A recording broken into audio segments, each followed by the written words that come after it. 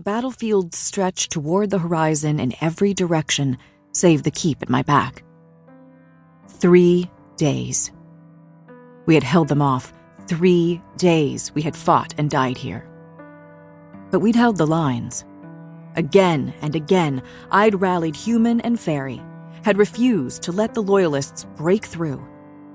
Even when they hammered our vulnerable right flank with fresh troops on the second day. I'd used my power until it was nothing but smoke in my veins, and then I'd used my Illyrian training until swinging my shield and sword was all I knew, all I could manage against the hordes. A half-shredded Illyrian wing jutted from a cluster of high Fey corpses, as if it had taken all 6 of them to bring the warrior down, as if he'd taken them all out with him.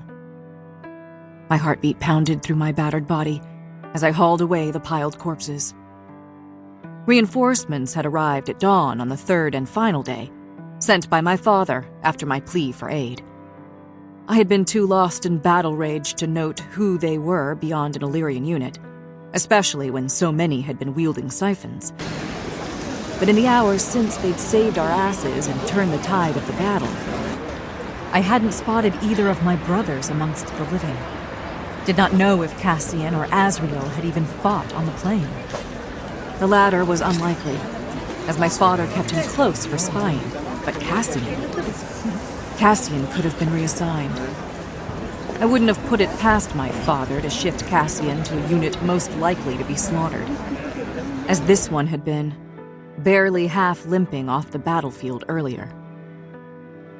My aching, bloodied fingers dug into dented armor and clammy, stiff flesh as I heaved away the last of the high Fey corpses piled atop the fallen Illyrian soldier.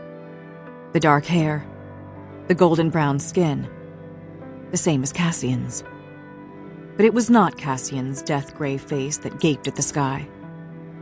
My breath whooshed from me, my lungs still raw from roaring, my lips dry and chapped. I needed water, badly, but nearby another set of Illyrian wings poked up from the piled dead. I stumbled and lurched toward it, letting my mind drift someplace dark and quiet while I righted the twisted neck to peer at the face beneath the simple helm. Not him. I picked my way through the corpses to another Illyrian, then another, and another. Some I knew, some I didn't. Still, the killing field stretched onward under the sky, mile after mile, a kingdom of the rotting dead. And still, I looked. Part 1. Princess of Carrion. Chapter 1. Feyre. The painting was a lie. A bright, pretty lie, bursting with pale pink blooms and fat beams of sunshine. I'd begun it yesterday, an idle study of the rose garden lurking beyond the open windows of the studio. Through the tangle of thorns and satiny leaves, the brighter green of the hills rolled away into the distance. Incessant, unrelenting spring. If I'd painted this glimpse into the court the way my gut had urged me, it would have been flesh-shredding thorns, flowers that choked off the sunlight for any plant smaller than them, and rolling hills stained red.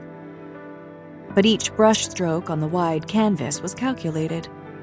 Each dab and swirl of blending colors meant to portray not just idyllic spring, but a sunny disposition as well. Not too happy, but gladly, finally healing from horrors I carefully divulged. I supposed that in the past weeks, I'd crafted my demeanor as intricately as one of these paintings. I supposed that if I had also chosen to show myself as I truly wished, I would have been adorned with flesh-shredding talons and hands that choked the life out of those now in my company. I would have left the gilded halls stained red. But not yet. Not yet, I told myself with every brushstroke, with every move I'd made these weeks. Swift revenge helped no one, and nothing but my own roiling rage. Even if every time I spoke to them,